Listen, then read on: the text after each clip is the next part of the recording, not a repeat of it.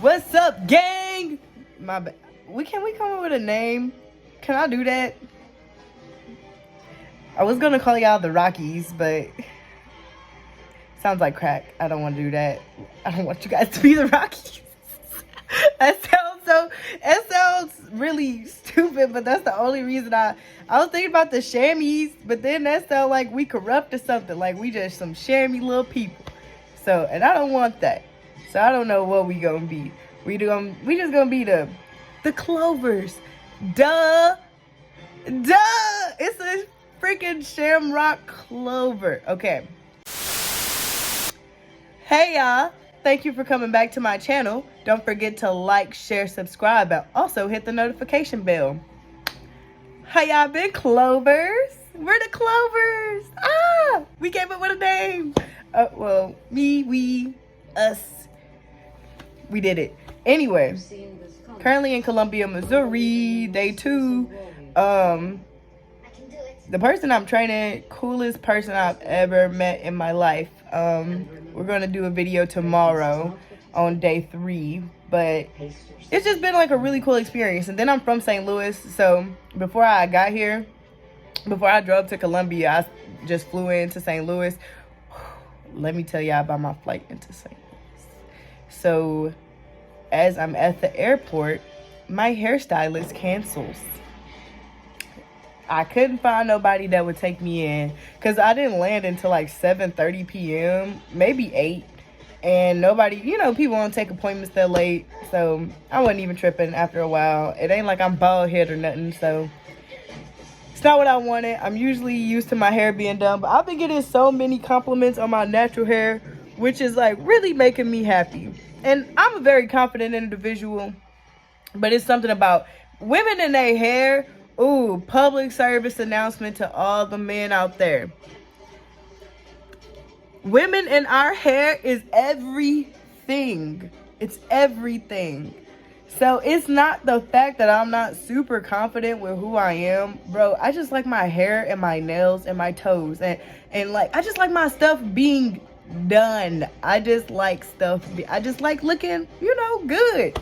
But that's neither here nor there. But like, yeah, so that was my experience. That's why my hair ain't done. I ain't tripping no more about it though. So I'm currently in my hotel room. Pretty nice little room.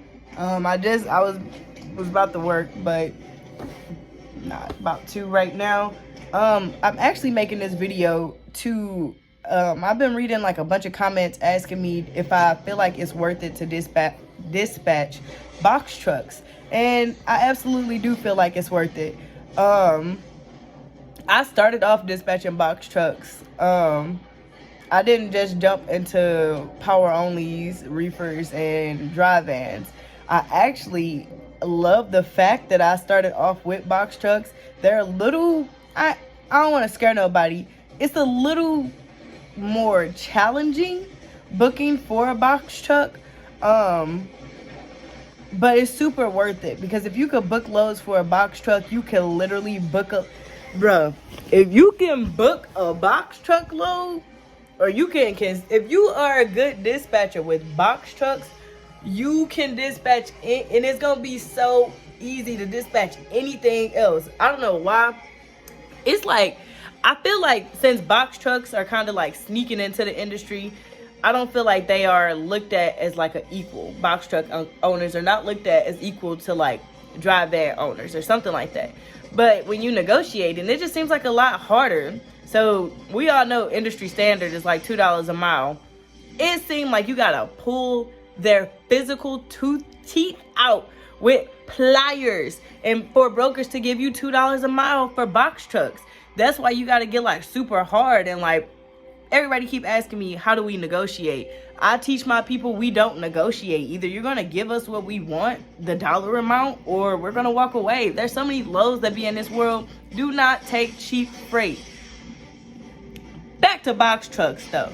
So yes, I think box trucks is booming right now. They've been booming for like the last 6 months to a year. Box trucks and hot shots.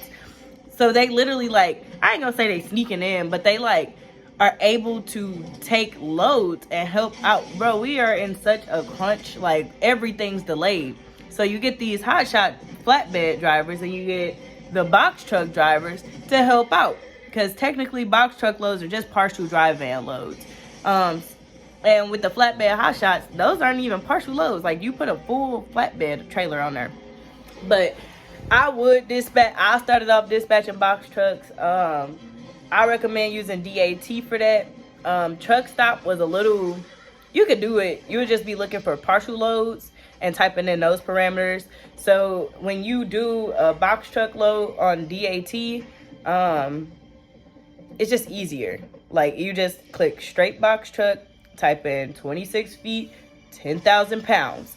That's it. So I think it's worth it. I think, especially if you're a new dispatcher, with box trucks booming the way that they are, everybody can eat. Like, for real. Ace Boogie. Like, everybody eats. So just because you're not going to start off with a dry van, neither did I. Like, it's actually a little hard. Well, I ain't going to say it's hard, because it's really not, now that I know what I'm doing. And all of my students, they dispatch dry vans, power onlys. They dispatch the big boy equipment because I'm teaching them how to. But when I first started, you know, I was learning by myself. So I just, if you are trying to get your feet wet and you want a little bit of a challenge, I'm telling you, if you could dispatch a box truck, you could dispatch anything. I would say help out the carriers of box trucks, even if you put them on Amazon Relay. That's a very effective strategy for box trucks. I did that for a couple of my carriers. I got a lot of my box truck carriers like actual furniture contracts, so you can like call different brokers and ask them what type. Well, you know, I ain't gonna put all the sauce out there, but you can get them that. You can get them. It's a lot that you could do with a box truck as a dispatcher. So I do not recommend anybody deny a box truck driver because you think you're not going to make a lot of money. That is absolutely false. I was making so much money off box trucks. It's just a challenge. So if you're lazy, I wouldn't recommend dispatching for box truck.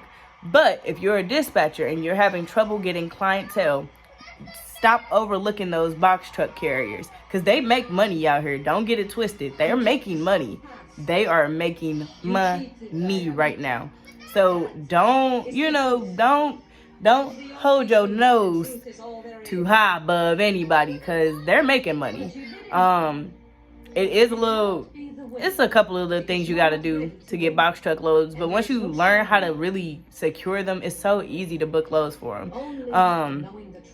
So that's my advice for today. If you are a dispatcher and you're having difficulty getting owner operators or carriers, I do recommend start outsourcing. Maybe create like a marketing campaign specifically for box trucks and hotshot flatbeds. There's a lot of them in the industry right now. They're like low-key taking over. Like, they really are here getting to the money with those. Learn how to dispatch them, optimize your money, sis or brother. Sis bros. It's money out there. Don't have your head too high to dispatch a box truck, because that's where I started. And I'm telling y'all, true fact, if you can dispatch a box truck, you can literally dispatch anything. So there y'all go.